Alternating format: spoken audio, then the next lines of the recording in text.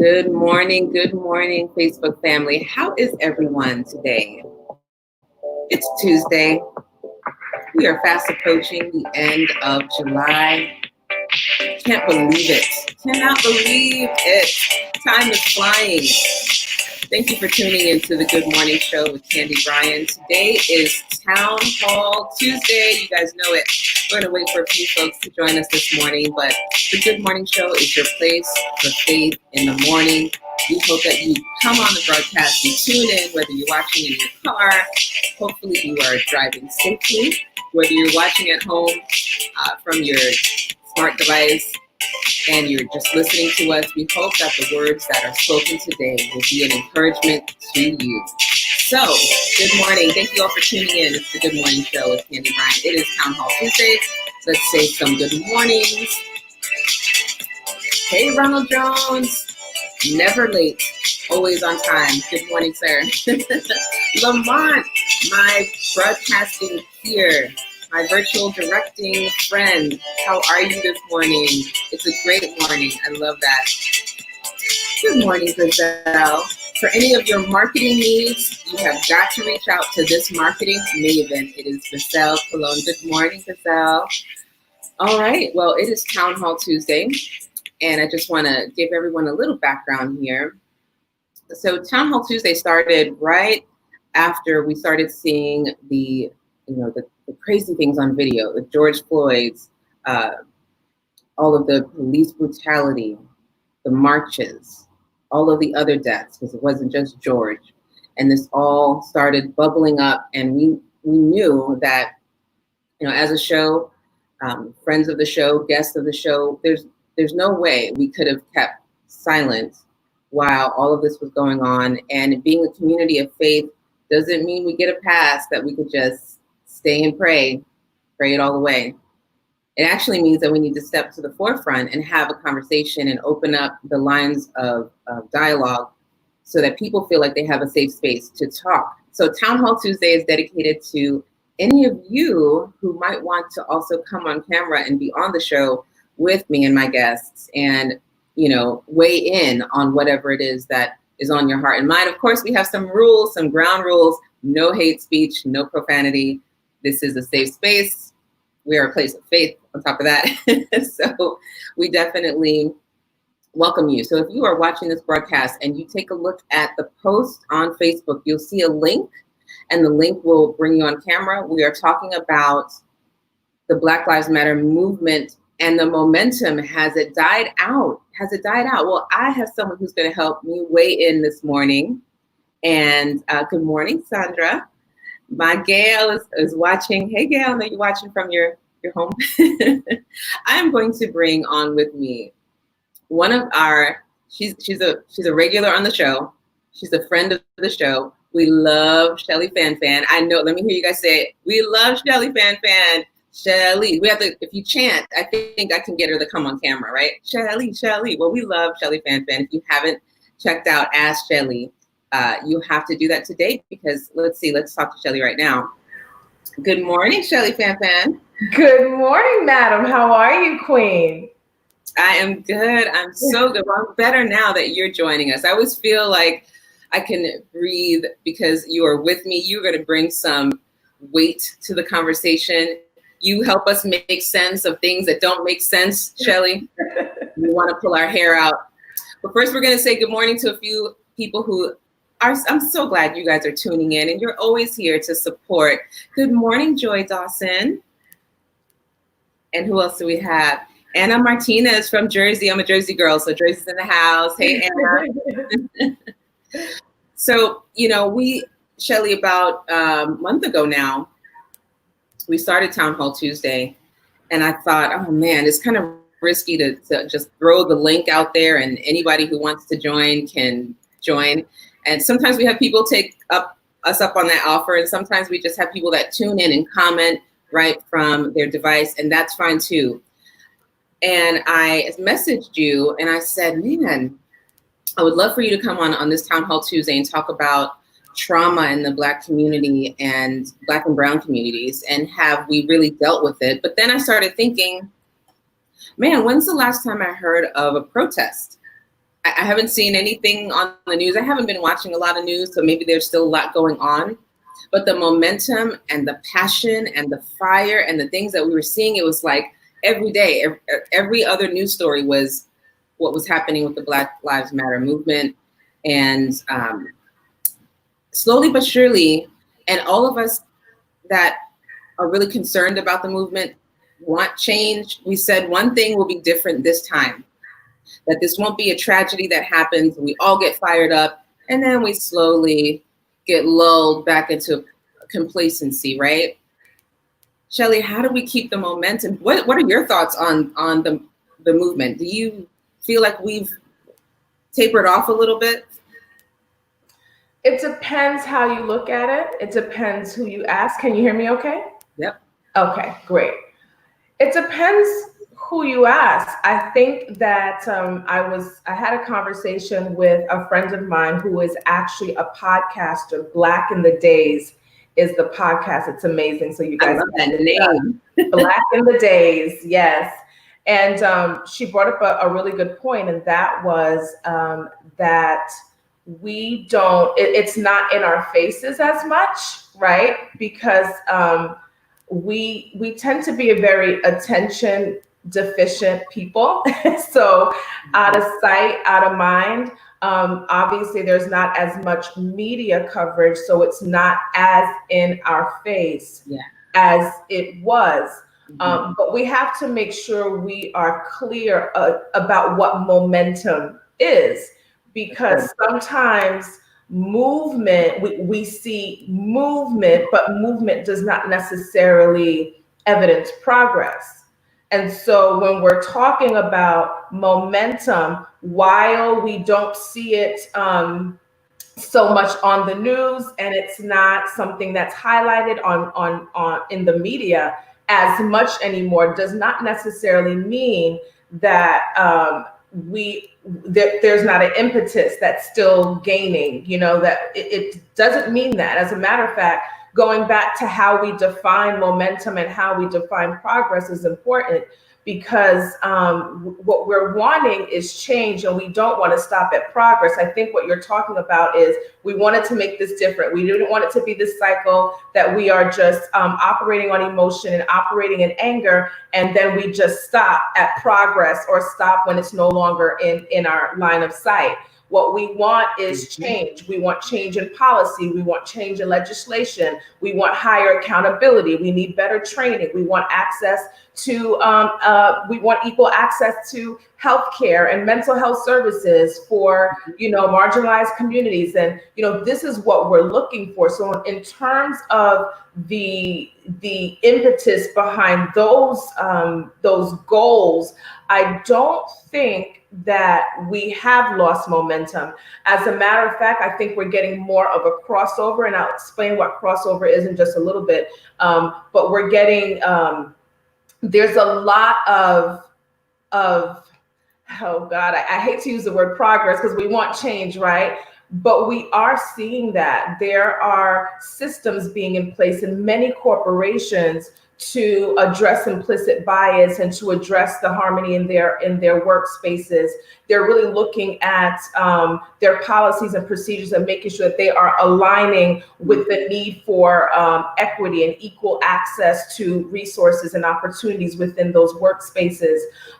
There are people that are elected officials that I know personally, family members, that in their respective states that they're working really hard to increase the accountability and really taking a look at how monies are allocated in counties and different districts, and looking at the allocation of monies, reprioritizing, not necessarily defunding the police, but really reprioritizing where those monies go to increase funding to different movements, different organizations, nonprofits that address the needs in our marginalized communities. So I don't necessarily think that there is a loss of momentum. I think those who are just attention deficient, that we were going to lose those people anyway, right? Those really people who don't necessarily have a plan. Anger without a plan causes destruction. So, we knew those people were going to fall to the wayside. However, I think overall the momentum is still very strong. People are still marching.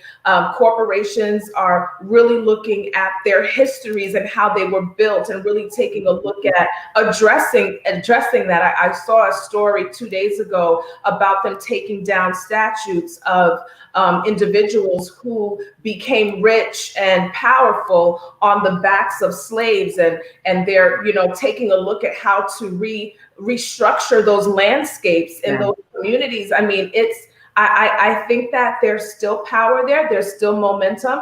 It's important for us to take personal responsibility to keep the impetus going. Yeah, and as you were talking, I was thinking there really is, when you said there, anger without a plan, and I don't want to misquote you, but it causes destruction. Absolutely. Just really was a really powerful statement. I want to get to also some things that you all are saying as you're watching. Thank you for tuning into the Good Morning Show. It is Town Hall Tuesday. We're talking about social justice. We're talking about the momentum of the movement for change, not just Black Lives Matter, but everything that encompasses that. And Grizel Cologne says the passion is still there, but the administration is deploying these awful militias, and folks are retooling to remain safe. That is an interesting perspective. She also said this as a follow-up: the media is censoring. Now, Grizel has a background in marketing and media, and so thank you for weighing in on that.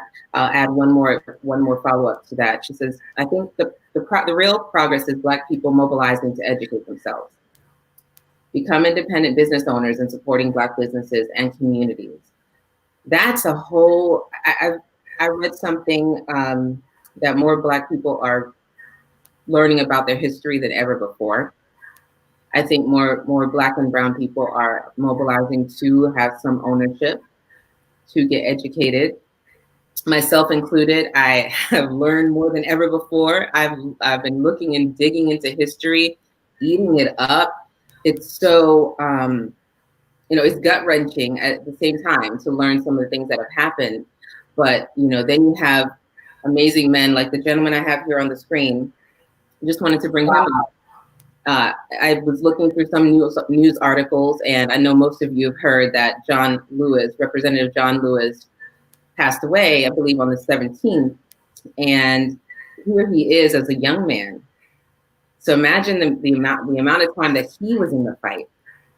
I was talking to you, Shelley, and I didn't know this. He might have been the youngest, or one of the youngest, speakers at the March on Washington. Correct.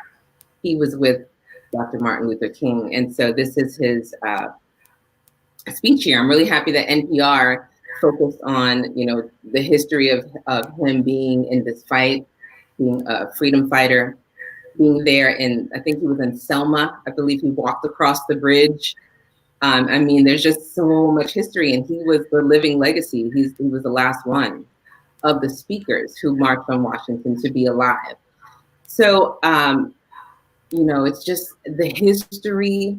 When we look at a template for how to stay in the fight, he started out here, and I'm now going to go back and read more about him, because I learned that he wanted to become a lawyer because he felt like he saw people who needed representation. Then he moved into politics. He stayed in politics until he passed away recently. And there's a template there for people who have stayed in the fight and then stepped into positions to make change happen. And so it's just really intriguing to watch these freedom fighters and the life and the legacy that they live. So go take a look and read up on John Lewis. I think that would be a really interesting read. Sandra says, let's not forget Reverend C.T. Vivian passed away on the same day. Wow. You know what was sad, Shelley? When John Lewis passed away, I think Marco Rubio sent a tweet or did some kind of a communication about Elijah Cummings. He actually used a picture of Elijah Cummings, mistaking him for John Lewis. And when I went to look for articles so I could pull this up this morning, almost all of the articles were about these other people who were misusing and interchanging these two men because they kind of look alike. And that became the story. Oh my gosh. I had to dig and dig and dig, and finally NPR still had some, pure news about this man's legacy. But all I kept finding was Marco Rubio mistakes John Lewis for Elijah Cummings, or vice versa.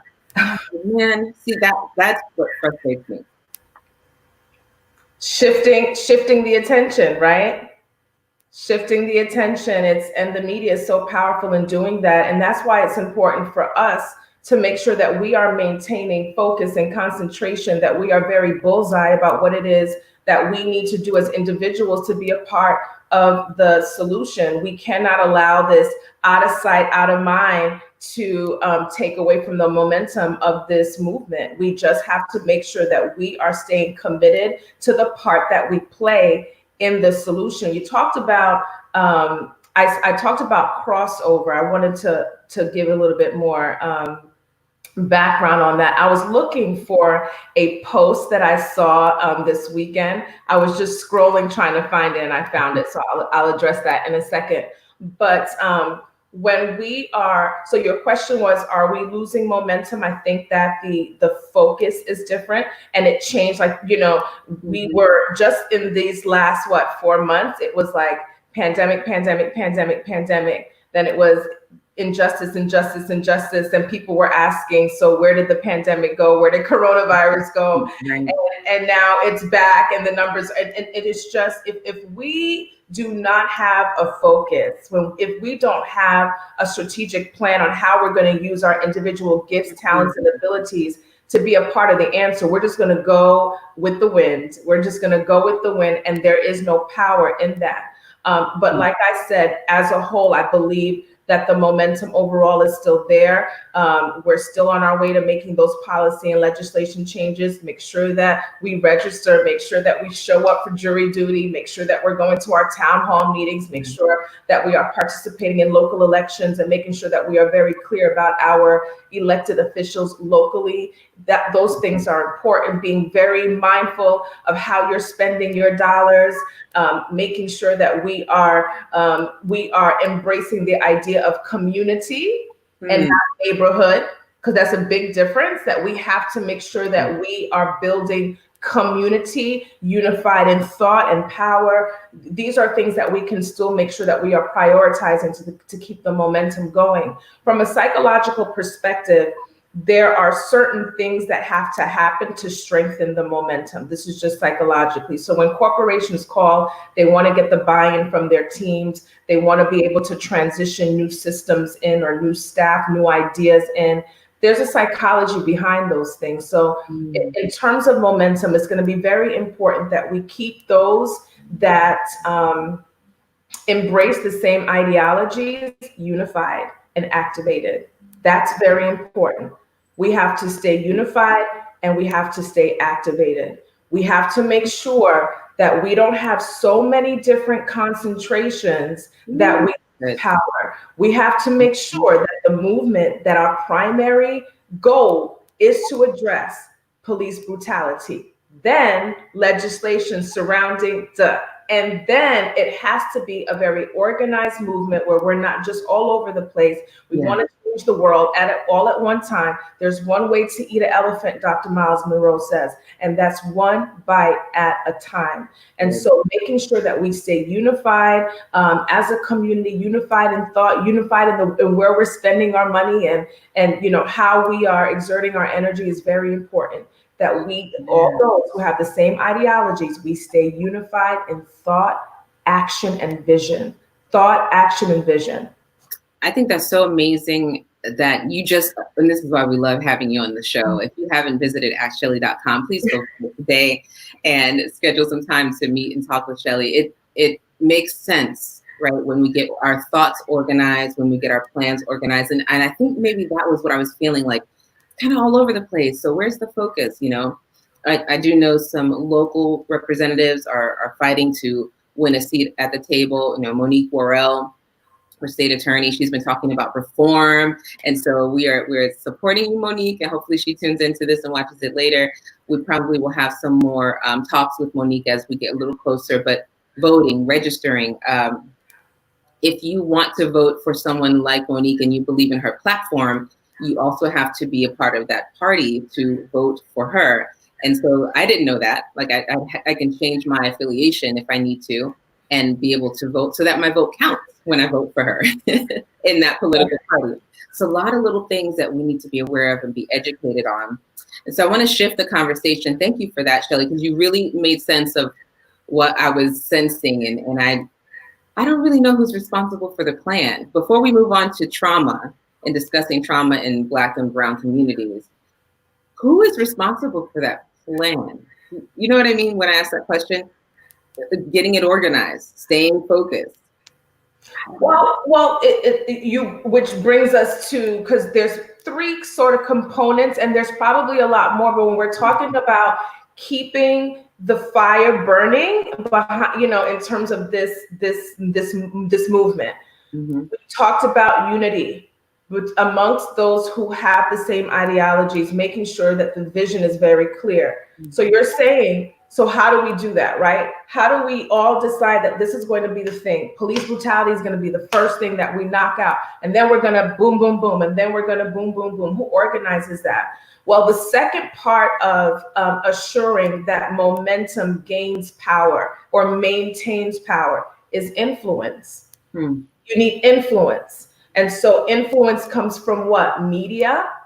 It comes from celebrity presence, getting these big time athletes on board and using their platforms as well, making sure that we are being very thorough and effective with how we are advertising events and marches and talks and conversations and meetings and all the things that people are using to galvanize, making sure that we are, we're really putting that out, because we're talking about influence. So the more people feel like there's relevance for this, because this is the human mind. When people think it's relevant, right, that it's important, then they will support. And so when we're talking about influence on media, those events, making sure that they are organized, make sure that we can get our celebrities and our athletes all on the same page. The other day I brought up, I think I was talking to my son, and I'm like, what would happen if every major NBA player and every major NFL player just said, you know what, I'm not playing until all these people that have the money and or the people who support what it is they do, I'm not going to play until you guys, jump on board here and use your influence and your power to push this movement forward. Who knows? Maybe that's just me fantasizing, but that is the importance of influence. The third thing is crossover. That is getting the people who are on the fence about how they feel. They're really not sure about how they feel. They're kind of being quiet. They don't necessarily agree. It's important to really focus on continuing to put out there the education and make sure that we're using our platforms like this one to talk about these issues so that we are getting people that are buying in through education, right? They are buying in, and there are certain things that are not very emotionally provoked. Sometimes when we're talking about racial tension and things of that nature, there's a lot of emotions that are surrounding that. And the more emotional we make this process, the less effective we will be in absorbing new information, because you don't learn when you feel that there's a threat. Learning can happen when you're feeling threat. And so really making sure that we are providing safe opportunities and safe spaces for people to speak, share, learn, teach, right? That's very important. But there are a lot of black and white stuff. Like, you read the policy, you review the laws, you review the statutes, and inequity and inequality is just clear. It's just black and white. And so sometimes we got to take all the emotions away and let's just focus, just read the facts. And sometimes it's important that we are presenting those facts to those who are on the fence, because the crossover is important as well. It's great to have people in unified thought, but we also got to provide education. I know people are saying it's not my responsibility to educate, but I think those of us who have a platform, that we should use that to provide education so we can get the buy-in from those who are on the fence about where they stand in all of this. I totally agree. And it's so funny. I didn't even intend on the show being a vehicle for education, but I remember after a couple shows, I think after the Ocoee massacre with Senator Bracey, when he came on, There was a few more shows that we had, and the comments that I received after, and even a few texts were, man, I didn't know about that. I'm going to go read up on this. And I kept hearing, man, I didn't know about that. Thank you for this show. I didn't know. And so we can sometimes be that vehicle, not even knowing, just being open to having conversations. I'm going to ask that the audience do a couple things. First of all, share the show. If you think this is a great conversation and you want to encourage someone else this morning who maybe you've been having discussions with someone and something that Shelly said this morning, it really hit home, hit the share button and invite a friend to watch the broadcast because we're going to actually kind of shift the conversation into talking about trauma, which is really, really important. And ever since I started having conversations with you, Shelly, I've been focusing on just healing the layers of trauma in my own life. But as it relates to the trauma of what we've been seeing on TV, the people in our communities that are experiencing ongoing racism, ongoing hate, and just feeling under attack. And this in the Black community for hundreds of years, right? There's trauma there that I don't think we really even understand. We don't understand it. And so I invited Shelly on this morning, everyone, to kind of unpack that. What is trauma and how is it unique in the Black and Brown community? So I want to talk a little bit about that. I'm going to ask all of you to ask questions. If you have any questions for Shelly, certainly you can visit her website and email her as well. But this morning we have her. So ask questions here on the show. She's also going to be live on Facebook at 12 noon Eastern time. But you can ask your questions this morning, leave your comments. How do you guys deal with trauma today in your own lives? And have you even really felt that you have been traumatized by any of the things that have been going on this past year? So talk to us about trauma, Shelly. So change and progress cannot happen outside of our conscious awareness. And that's huge. Because when we are in denial or when we are in ignorance, then we are outside of conscious awareness. And so if conscious awareness is a necessary state of mind, right, for change to happen, for healing to happen, then we have to make sure that we are aware of our emotional experience, that we are aware of where we fall in this spectrum of mental illness. And so I always talk about that mental illness, mental disturbances, emotional disturbances, all fall on a spectrum that starts with maybe some very minor emotional disturbances all the way to severe and persistent mental illness. It's important for us to understand that, because when we start talking about mental health matters and you count yourself out because you hear the word mental illness, you have to be careful with that, because there's a spectrum and we all fall within this spectrum. And so because awareness is needed in order for healing to happen, and healing has to happen in our communities in order for us to be powerful enough to carry this momentum and to see this through. Healing is necessary for us to be strong enough to run for these positions and to make sure that we have a seat at the table, to make sure that we are changing, that we are transitioning and channeling our anger and our frustration and our "I'm so tired of this" to true action. Healing is necessary. And so with healing being a necessary component to rebuilding our communities, our kingdoms, and our queendoms, then we have to make sure that we are aware of our emotional experience and that we are not continuing to normalize abnormalities. Trauma is repeated. It's a response to repeated exposure to aversive experiences. It can also be one experience, one aversive experience that completely supersedes the capacity that someone has to cope, can cause trauma. Repeated exposure can cause trauma. Being a witness to someone else No. experiencing direct trauma is still trauma. It's called secondary trauma. And so that trauma becomes even worse when it's secondary trauma. That means that you have witnessed it. You have watched this happen repeatedly. And all of us have been a part of this emotional experience where we are watching these things on TV, we're hearing it on the radio, we are inundated by these injustices and the manifestations of them.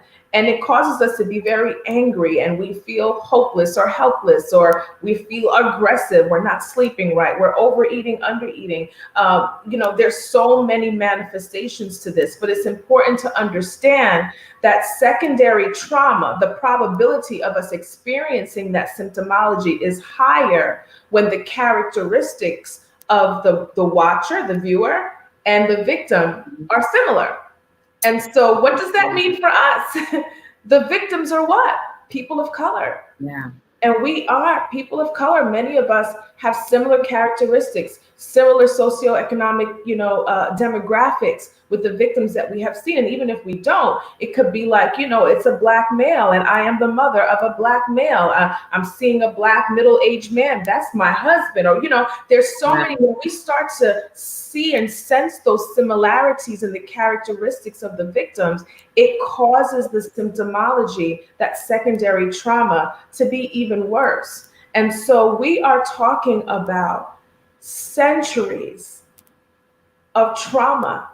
We're talking about intergenerational trauma from all the way when we were taken from our land and husbands were ripped from their wives and wives from their husbands and children from their parents, and losing our identity, and we were kings and queens being enslaved, and everything that is involved in slavery, that trauma, it passes down from generation to generation. Intergenerational trauma is very real. Candy, there are studies that show that children of children of children of children of children of Holocaust survivors experience higher levels of higher severities in terms of mental illness than their counterparts.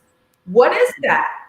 It's intergenerational trauma. These are people that didn't undergo Holocaust. These are children who generations ago had family members that were victimized and experienced that, those horrendous acts that are they still have a predisposition to depression and anxiety and suicidal ideation and so much more. And so it is important for us to understand that when we talk about aversive experiences and people feel like we are such a resilient people, that the things that people say put us at risk of mental health issues, like, where we live, and higher exposure to crime and drugs and things of that nature, and all those other unique elements of some of our marginalized communities and how it impacts us mentally. Sometimes people minimize that. I remember doing a workshop in a room full of Black men, and we were talking about aversive childhood experiences and how it contributes to mental health issues later on. And a lot of the men were actually laughed and said, who created this survey? These are aversive experiences that we live every day.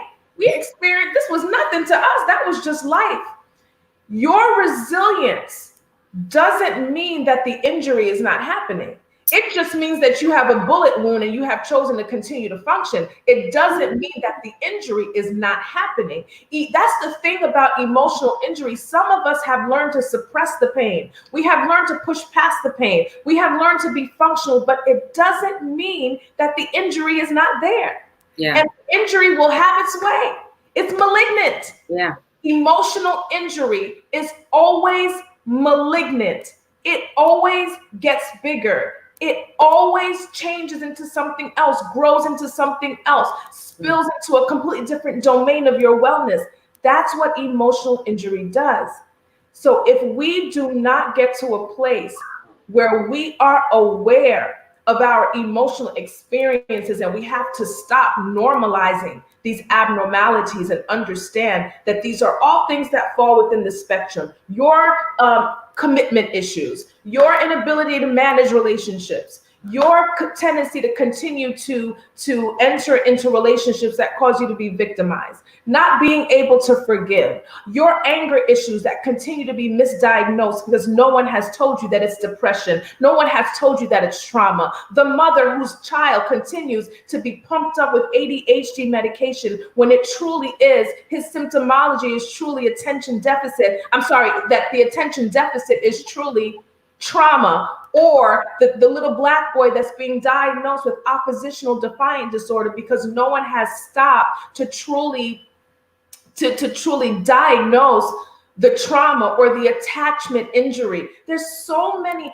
the frequency of misdiagnosing within people of color is ridiculous. And that's what Minority Mental Health Awareness Month is about, to really broadcast and highlight our unique mental health issues, the fact that we are often misdiagnosed. It's just almost like in hospitals, there are studies that show that people of color, they are slower to provide like pain medication or address pain management with people of color because of these implicit biases that we can tolerate more pain. It's absolutely ridiculous, but these are the things that have to be exposed in order for us to get the awareness that we need to be proactive in our own healing and breaking those generational curses and generational choices, because sometimes it's not a curse, it's just a pattern of choice that has carried down from generation to generation to generation. But it's important for us to be aware of that and allow the exposure and the education to cause us to do something about it. Well, I was didn't want to cut you off, but I want to make sure that we capture this moment and people can come back and watch this again or share this, right? If someone's watching this on replay and you get to this point in the show, I would love for you to take a moment to actually reach out to Shelly. Shelly, I don't have your email address up here, but I would like to put it up because sometimes people emailing and writing to you as a therapist is easier than picking up the phone.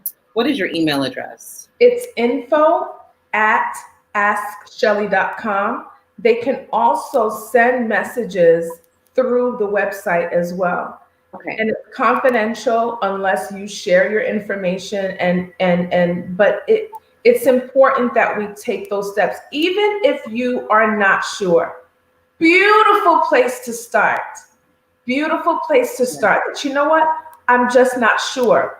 And that is okay that you're not sure. You can get consultations so that you can, sit with a mental health professional and just kind of talk your experience out to see if there's any area of concern. But we have to stop mistaking our resilience, our ability to be functional, our ability to continue to produce. We have to stop counting that as some sign that we are well. That is not necessarily the case. And the thing about it is that mental health is one of the things that you can ignore for so long. Right. You can ignore it through your 20s. You can ignore it through your 30s. You can ignore it you can continue to ignore it, but there's going to come a time in your life where it's going to cause you to stop dead in your tracks. Yeah. It just does. And then so it's important that we are proactive and we don't allow that breakdown to happen, that we are proactive about addressing it now and overcoming those issues. So I'm going to get to a few comments because this is why we love having you on the show, Shelly. You are free to come on anytime. You can just jump in and interrupt any interview. But Anna says she loves your passion. Absolutely. There's a difference between, and I've seen, through my job, thank God for our workplaces, we sometimes get the ability to check, and kind of do our research and meet with different therapists if they give us a referral list. And so I've seen a couple, and I've never met anyone like Shelly fan from you guys. Really and truly one of the most gifted therapists that I've ever met. So Griselle says yes to all of that. She is on board. She's listening. She's tuned in. Griselle says, yes, Shelly, this is one of the reasons that we lack health in Black and Brown communities. Racial trauma affects every cell in our body. Very. And you know what? I have to say something right there. Thank you so much, Griselle, for that. So trauma affects us mind, body, and soul. Shelly, we might be losing a little bit of your video. I think it's coming in. I want to make sure we don't lose you. Okay. Am I okay now, or is it still going in and out? Yeah, we can hear you. It's just a little bit of the data's like catching up slowly. So it's buffering. I think you're good now, though. You're good now. Good. You can see me? Yeah, we can see. Okay. So, trauma, there's a book that calls, I believe it's called Your Body Keeps the Score. And it's talking about trauma and the physical impact of that. And so it does affect us mind, body, and soul. And so when we're talking about trauma, I want you to hear this. If you are experiencing physical symptomology and you have not been able to get a diagnosis from a doctor, I suggest you see a mental health professional. For so oftentimes what happens is that our mental health issues become physical. And so we have to make sure that we are very clear about that, because we can have mental health issues that are manifesting as physical ailments, but it really is rooted in your mental health issues, whether it's an inability to manage your stress, an inability to decompress, an inability to regulate your mood. If you cannot take yourself from a 10 to a 4, that means a high 10 anxiety, 10 anger, 10 worry. If you do not have the capacity to bring your 10 to a 4 or 3, then you are powerless in your emotional space. There is no way for you to carry out the mandate that God has given us to dominate in the earth if you cannot dominate in your emotions. And so these are things that there's no manual for them, but you can learn them. You can learn the skill. You can learn how to calm your thoughts down so you can have a good night's rest. You can learn how to communicate your no to someone and honor boundaries. There are ways for you to be able to, speak when you really don't want to speak, just some of the things that cause us to be silent because we don't have the confidence, right? The confidence to operate and walk in our authority and our royalty. There are skills that are associated with being able to do those things, right? And so it's important to understand that this whole process of healing includes a willingness to learn new information so that we can get well and then stay well. Therapy is not supposed to work. You are supposed to work therapy. It's just like the word. The word doesn't work until you work the word. It's the same thing. And all of us are sitting on all this power, royalty, and authority, the ability to speak a thing and watch it manifest, the ability to speak, to see what we speak. We all have that power. We have so much dominion over this earthly realm, but we can't get past our depression or our anger. We've gotten used to the mood swings. You've gotten used to people saying that you're always miserable. You've gotten used to, being happy one minute and sad the next. And you've got your family members joking about how bipolar you are. There's nothing funny about it. There's nothing funny about it. The fact that all of your family members have to deal with your misery, causing them to be miserable as well. We have the responsibility to get well, and we have to understand that we are in our blind spots. We are in our blind spots. So we tend to, again, I say this all the time, we tend to normalize our abnormalities. And it's important for someone to tell you that is not normal. It's not normal. I once did this, and I talked about this on your show, Candy, before. I teach it all the time. The most recent time I taught about suicidal ideation, I talked about the suicide spectrum. Mm-hmm. So when you hear suicide, a lot of people will say, not me, right? But I taught that the spectrum begins with this idea, it's a seed, this idea of how the world would be like without me in it. Yeah. I remember that. When I asked people in the room, how many of you have ever felt suicidal? No one raised their hand. But when I said, how many of you have ever thought, what would this world be like without me? And everyone raised their hand. Yeah. That's where the spectrum begins. Wow. We have to stop counting ourselves out, because if you count yourself out, you are not giving yourself the opportunity to achieve wholeness in your emotional space. Absolutely. Well, first of all, I'm looking at the comments here. It's like we're sponges this morning, Shelly.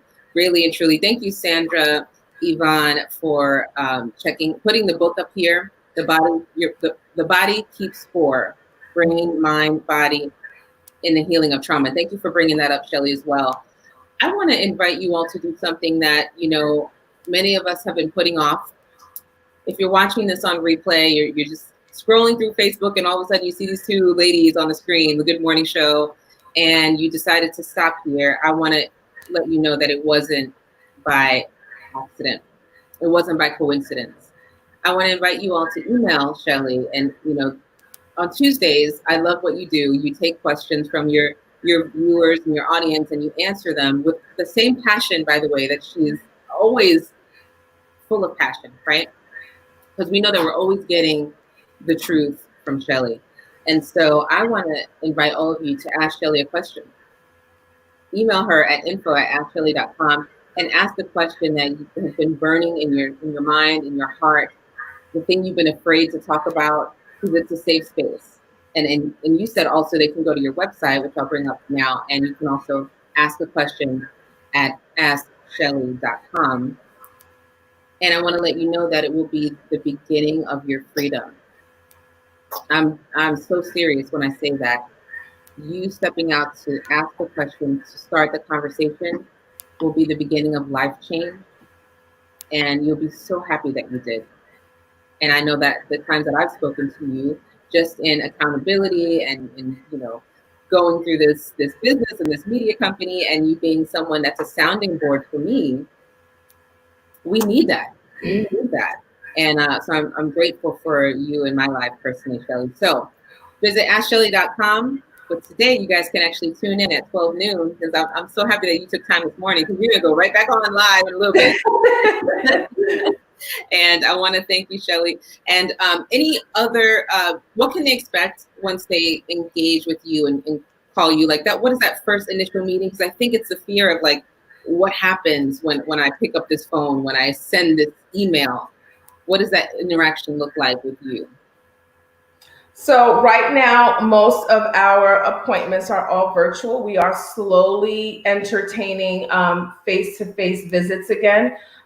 So it's a little bit different in this pandemic space that we're in. However, it starts out with a consultation. The consultation is 30 to 45 minutes. It just gives you an opportunity to share, whatever. You just share like you're having a conversation with a friend, except it's a professional, a trained professional. Friends give you advice, and professionals provide treatment interventions that are evidence-based, that helps you break thought patterns, behavioral patterns, and really teaches you how to get to your next level for real. And teaching you how your brain operates and why you think the way that you think, why you feel the way that you feel, where those patterns come from, how are they connected, what in your upbringing taught you to do that, how emotional injury has manifested that you didn't even realize was manifesting in those ways, those memories that you had suppressed that you didn't even know were still burning on the inside of you, how we cause people that abuse us to be our internal dialogue. We decode all of that and we organize that to give people freedom. It starts with a consultation where you have an opportunity to share where you are, share your desired life outcomes and where you want to end up. It gives the provider an opportunity to share their experience and their philosophy on treatment. And the biggest thing is that consultation helps you to feel like there's a connection here and I could do this with this person. I trust it. I feel the authenticity, because people can't partner with you in getting you to a place they haven't been. They can't facilitate a process that they have not blood, sweat, and, cried through. Yeah. And so you'll feel that emptiness when you're consulting with someone that's just empty on the inside, and it's all credential and not anointing. Yeah. There's got to be experience and anointing. There's got to be confidence as well. So these are things that you can vet during that consultation and ask, what your experience is and your philosophy and how long have you been in practice, things of that nature. We do not go to the dentist for eyeglasses, right? So you want to make sure that the person that you are aligning with has the expertise to address whatever struggles you are experiencing. So if it's anxiety and depression, then you want to make sure you're going to an expert that understands anxiety and depression and could teach you the tools that you need to break those patterns. If you're experiencing trauma, you go to a trauma expert. If you're dealing with relationship trauma and relationship issues, you want to go to someone that specializes in relationship issues. If your issues are career, workplace toxicity, implicit bias in the workspace, and things of that, you want to make sure that you are aligning yourself with someone that is anointed in the area that you are struggling in, because that would definitely increase the chances of your therapy being successful. And you can take care of all that. You can make that determination during that consultation. Thank you, Shelly, and amen on every level to everything you shared this morning. I am telling you all, this email address is the first step to your healing and your freedom. Shelly Fan, everyone, thank you so much. Don't forget to go tune into Ask Shelly. Should be on at 12 noon Eastern time. You can go on Facebook and also Instagram and listen to the question of the day and Shelly's answer. But more than anything, everyone hit the share button. There's someone that it might even be you, that really needs to take the first step. We talked about the social injustice this morning and the Black Lives Matter movement and trauma in the communities, and then trauma within ourselves. It's been a full morning, Shelly. We're leaving full because of you. Thank you so much. All right, friends. You know where we'll be tomorrow. Same time, same place. Tomorrow, Wednesday morning, 7:45 a.m. Eastern. We're continuing our series, Music Can Heal a Nation. And it's been a fun series. Don't forget tomorrow. And don't forget to also subscribe. If you haven't subscribed, CandyBryan.com for podcasts. You can watch the replays here or on the website. And most of all, thank you, Good Morning Show family, for your support. Have a great day, Shelly. We'll see you tomorrow, everyone. Until then, have a blessed day.